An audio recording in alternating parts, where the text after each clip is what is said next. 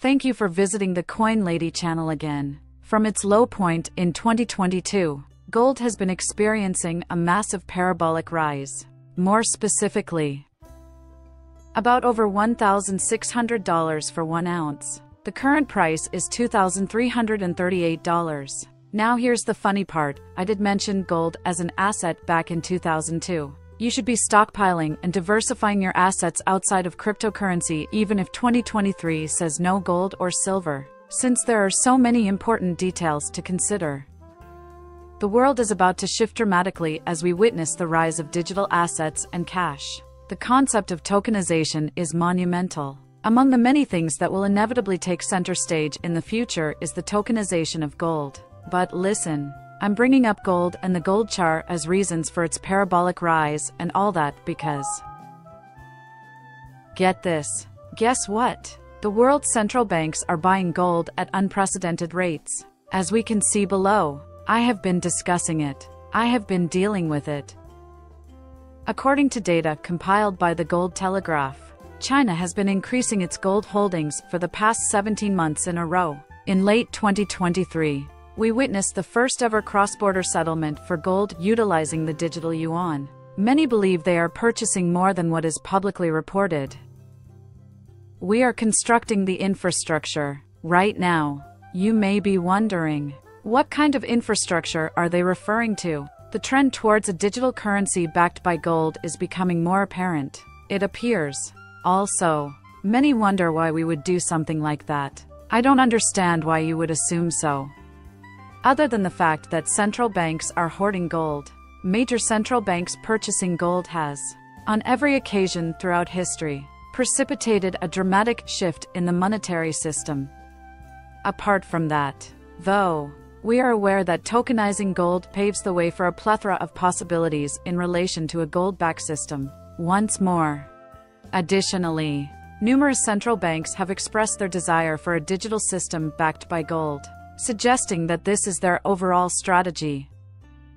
Across the room, the reintroduction of gold into some countries' monetary systems is happening just as we've been discussing and addressing the issue with CBDCs. Furthermore, digital currencies can be used as a medium of exchange in their own right. The problem with using gold as a medium of exchange is that it isn't very efficient.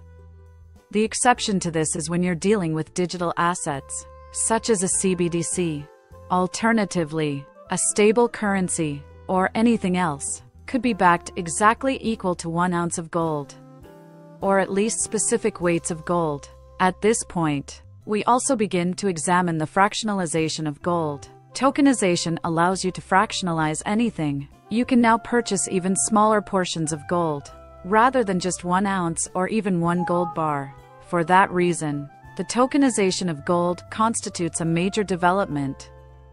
The signal, however, is that leaders around the world are frantically attempting to stabilize their currency values. According to Gold Telegraph, who have been making the same prediction since 2021, international trade will soon adopt a digital framework that uses central bank gold reserves. Countries undergoing financial repression will benefit from trade stability. Many of them already possess the gold that offers that. As I mentioned before, gold is not a particularly great means of exchange. The crucial significance of gold will begin to be evident. The system will be supported by it, because it is tangible, something that the naked eye can perceive, and something that has, for a very long time, served as a highly profitable investment vehicle. A great many people adore gold. Buying, holding, and maintaining financial security has always been one of the most important things for people. Regardless, we return to the benchmark, isn't it? When did the gold standard fall from grace? As far as the gold standard is concerned, there are a few issues. There was a shortage of gold, though, and it was one of the most prominent issues. We begin to observe re-evaluations at that point, though we can also begin to perceive the concept of tokenization at work. Isn't it? Because if gold is revalued, tokenization will come into play by dividing the value of gold into smaller and smaller amounts. You can now utilize gold as a currency backstop. And it might also serve as a monetary system backstop overall because, once again, It's fractionalized and valued differently. Many have asked me, how do you see silver fitting in? And while I agree that it will play a part, it's difficult to predict silver's exact function because of how long it has been sidelined. Once we witness significant changes around fiat currencies, silver becomes crucial. Right now, fiat monetary systems are completely booming, among the most significant topics I've covered on the channel. To be sure, by the way, hasn't everyone been dropping hints about the BRICS' next move?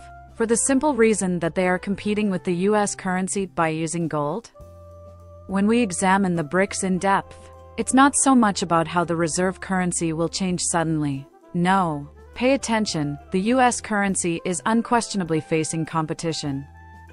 The catch is that every single one of those other countries' fiat currencies has also tanked. We can no longer rely on the fiat system. Now that we've had a peek behind the scenes at what's really happening, let's focus on CBD as a possible outcome if the 5 BRICS nations are attempting to position their currencies as reserve currencies or diversify away from the US dollar.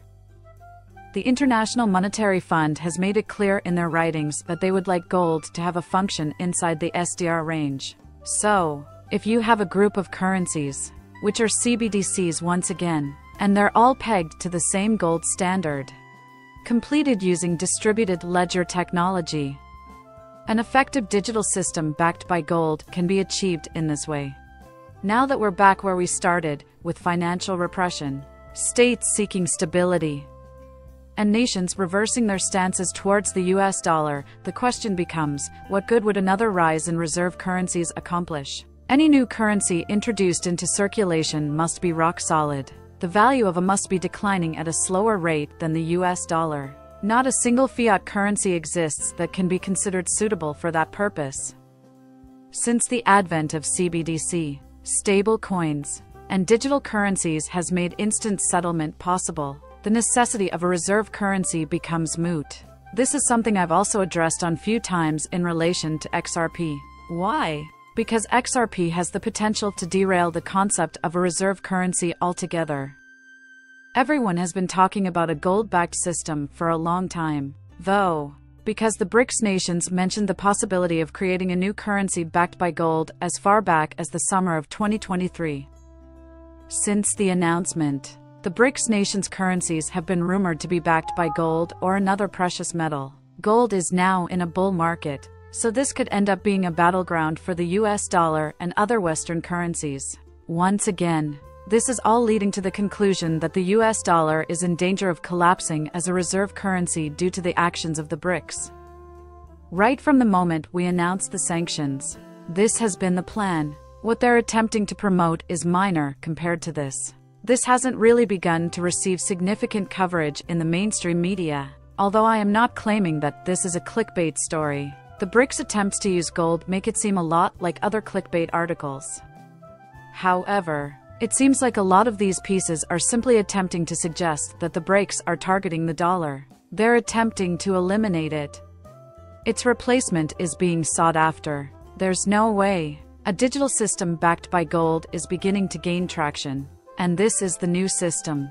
The video ends there. Do me a favor and subscribe to my channel. Muchas gracias. Depart.